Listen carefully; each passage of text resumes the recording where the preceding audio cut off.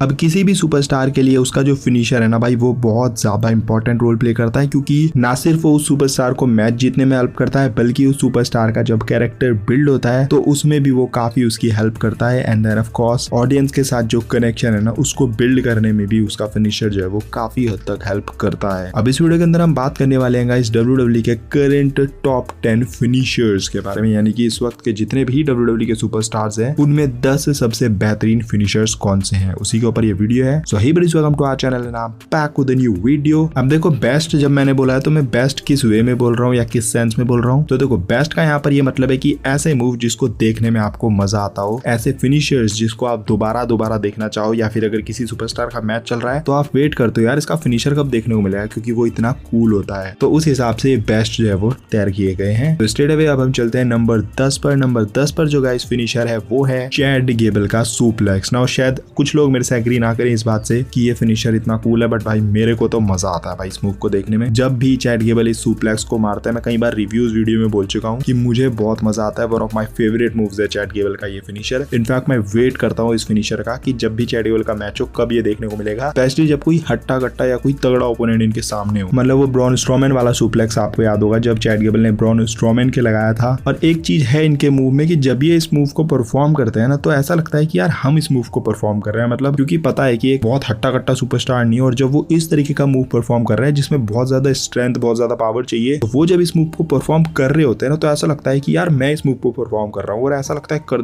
दे उठा ले, तो मतलब वो फील आती है यार इसके मूव को देखने में। एंड फिर जब परफॉर्म भी हो जाता है ये पूरा मूव तो फिर मतलब वो एक खुशी मिलती है कि यार बंदे ने कर दिया। तो इसीलिए आई थिंक इस वजह से मैं इस मूव को जो है वो इस लिस्ट में रखना चाहता हूँ, एंड इसीलिए ये है नंबर 10 पर। चलते हैं नंबर 9 पर। नंबर 9 पर जो फिनिशर है गाइस ये है सैमी ज़ेन का हलवा किक। आई डोंट नो किसको ये मूव पसंद है किसको नहीं है, बट मेरे को तो भाई मजा आता है इस मूव को देखने में, स्पेशली जब हलवा किक 2-3 वो एक साथ लगाते हैं। मतलब पिछले कुछ मैचेस जो उन्होंने जीते, चाहे वो गुंतर को हराना हो या फिर वो टैग टीम चैंपियनशिप जीतना हो केविन ओवेंस के साथ, वो फिनिशर काफी इंटरेस्टिंग था और उस फिनिशर से लगता है कि यू नो कि कमाल का काम किया है। इनफैक्ट स्पेशली जब उनकी कोई फ्यूड चल रही होती है और जब वो फ्यूड एंड होती है ना और एंड में वो जब जीत रहे होते हैं तो वो जब हलवा किक को लगाते हैं उसके बाद जब सुपरस्टार को पकड़ लेते हैं ना, वो चीज मेरे को बहुत कूल लगती है। केविन ओवेंस के साथ आपने देखी होगी जब केविन ओवेंस को उन्होंने हलवा किक लगाई उसके बाद केविन ओवेंस को उन्होंने हग कर लिया, मतलब काइंड ऑफ हग ही था वो, एंड उसके बाद उसको दोबारा से वहां पर खड़ा करते हैं और फिर दोबारा लगाते हैं हलवा किक और फिर तीसरी बार भी लगाते हैं। तो ये कूल लगता है, इसलिए हलवा किक मैं लिस्ट में रखूंगा नंबर 9 पर। चलते हैं नंबर 8 पर, और नंबर 8 पर है गाइस ब्रॉन ब्रेकर की स्पेयर। नो भाई जो आजकल WWE देख रहा है या फॉलो कर रहा है उसको पता है भाई इस स्पेयर का इम्पैक्ट क्या है। मतलब लिटरली लोग वेट करते हैं ब्रॉन ब्रेकर की वो स्पेयर आए, एंड टू बी ऑनेस्ट भाई ये स्पेयर बाकी स्पेयर से बहुत अलग है। ये स्पेयर आपको याद दिलाती है गोल्डबर्ग के अर्ली स्पेयर की, जब हम बात करते थे भाई कि गोल्डबर्ग की स्पेयर तो बहुत ही तगड़ी है, मतलब अंदर की जो ऑर्गेन्स है ना भाई वो भी टूट जाए इतनी तगड़ी स्पेयर मारता था गोल्डबर्ग, वैसी सिमिलर है भाई ब्रॉन ब्रेकर की भी। एंड ये इम्पैक्ट आपको किसी और स्पेयर में देखने को नहीं मिलता है। आई मीन जे यूसो को हम देख रहे हैं स्पेयर मारते हुए, इवन रोमन रेंज भी स्पेयर मारता है जो कि अच्छी स्पेयर मारता है रोमन रेंज, बट वो उतना तगड़ा इम्पैक्ट नहीं आता उसका जितना ब्रॉन ब्रेकर में आता है। एंड वो है क्योंकि ब्रॉन ब्रेकर की स्पीड इतनी तगड़ी है, वो इतनी जल्दी स्पीड पकड़ लेता है ना, मतलब वो जो बोलते हैं हम गाड़ियों का जब पिकअप होता है कुछ गाड़ियों का वो बहुत तगड़ा होता है, एकदम से स्पीड अप कर लेते हैं, तो ब्रॉन ब्रेकर का भी वैसी है, वो जो स्पीड अप करता है ना वो इतनी जल्दी से करता है, और उस स्पीड की वजह से एंड ऑफ कोर्स उसका स्ट्रेंथ वगैरह तो है ही तगड़ा, तो उस स्पीड की वजह से वो इम्पैक्ट जो आता है ना स्पेयर में वो बहुत ही तगड़ा आता है। तो इसलिए Bron Breakker spear is at number 8। Number 7 पर चलते हैं गाइस। नंबर 7 पर है गाइस AJ स्टाइल्स की स्टाइल्स क्लैश। नो ये बहुत ही कूल मूव है, बहुत ही कूल फिनिशर है। स्टार्टिंग से हम देख रहे हैं AJ स्टाइल्स के जब TNA वाला करियर हो या स्टार्टिंग का करियर हो, ये मूव बहुत फेमस हुआ करता था तब भी, एंड WWE में भी आकर ये मूव काफी फेमस रहा है। उतना ज्यादा इन्होंने परफॉर्म नहीं किया है क्योंकि WWE में इन्होंने फिनोमिनल फोरआर्म को ज्यादा यूज किया है जो कि अगेन वो भी बहुत कूल मूव है। तो दोनों ही इनके जो ये फिनिशर है ना भाई बहुत ही तगड़े फिनिशर है, और दोनों को इस लिस्ट में आप रख सकते हो भाई, मतलब उस लेवल के ये फिनिशर्स हैं दोनों। तो मैं इस लिस्ट में रखूंगा स्टाइल्स क्लैश को एट नंबर 7। नाउ नंबर 6 पर है गाइस ड्रू मैकिंटायर का claymore kick. Now claymore kick जब शुरू में ड्रू मैकिंटायर ने यूज करी थी तो ऐसा लग रहा था यार ड्रू मैकिंटायर को क्यों दे दी, क्योंकि ड्रू मैकिंटायर तो बहुत ही हट्टा कट्टा पावरफुल काइंड ऑफ सुपरस्टार है, तो इसको तो कोई ऐसा पावर वाला मूव मिलना चाहिए जहां पर ये सुपरस्टार को उठा के पटके मतलब वो दिखाए अपनी strength. But I think Drew McIntyre ने ओवर द इयर्स इस मूव को इतना अच्छे से नेल किया है ना कि अब ये ऐसा लगता है कि भाई ये तो इसी का मूव है, क्योंकि काफी अच्छे तरीके से वो इसको परफॉर्म करते हैं। सुपरस्टार्स भी जो सेल करते हैं अच्छा सेल करते हैं। तो ओवरऑल मैं बोलूंगा क्लेमोर किक उनके साथ ऐड हो चुका है, जुड़ चुका है, और ये हमेशा उनके साथ रहने वाला है, ये कहीं नहीं जाने वाला है। काफी फिट भी बैठ रहा है अब इनके पर्सनैलिटी पर। तो क्लेमोर किक मजा आता है, और जब ये पड़ती है सडनली पड़ती है वो भी बहुत अच्छी लगती है, और जब वो 1 2 3 करके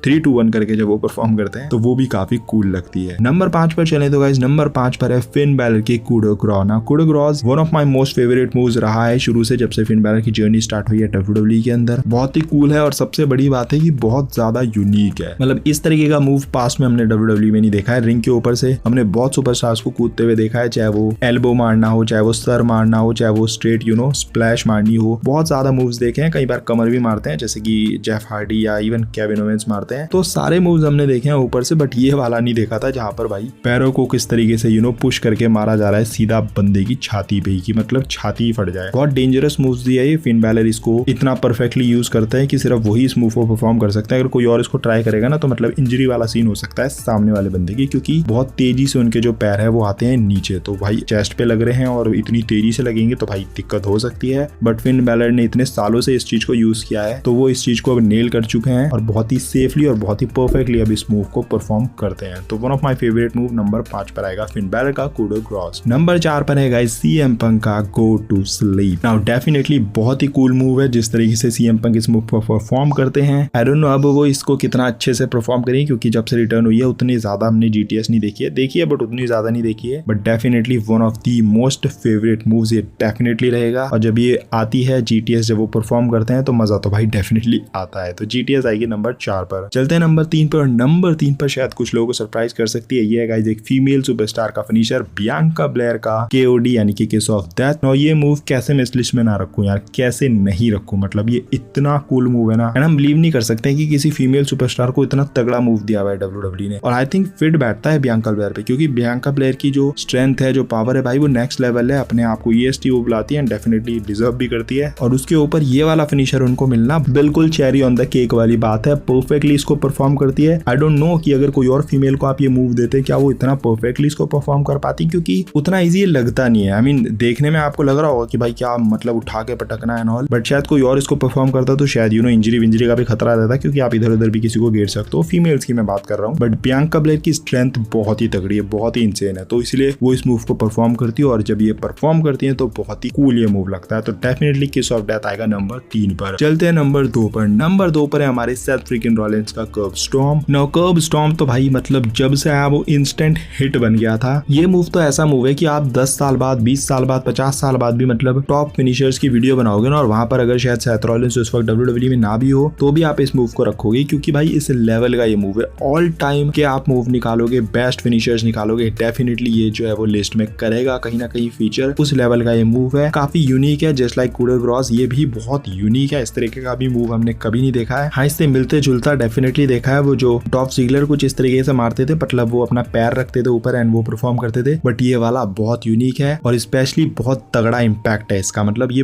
बहुत ही इम्पैक्टफुल है। बीच में बैन भी कर दिया था WWE ने, तो उससे आप पता लगा सकते हो कितना इम्पैक्टफुल है। कूल बहुत लगता है, इम्पैक्टफुल बहुत है, यूनिक बहुत है और सेथ रॉलिंस की पर्सनालिटी पे एकदम फिट बैठता है। तो सारे जो चीजें हैं वो टिक करता है ये फिनिशर एंड डेफिनेटली आएगा नंबर 2 पर। अब चलते हैं हमारे नंबर 1 पर। नाउ नंबर 1 पर है इस फिनिशर जो कि नंबर 1 पर कोई सी भी लिस्ट हो, कहीं की भी लिस्ट हो, करंट की लिस्ट हो, ऑल टाइम की लिस्ट हो, ये फिनिशर तो नंबर 1 पर ही होगा। नाउ मैं तुमसे पूछता हूँ 3 most dangerous letters in sports entertainment and सबका तुम लोगों का आंसर होगा RKO।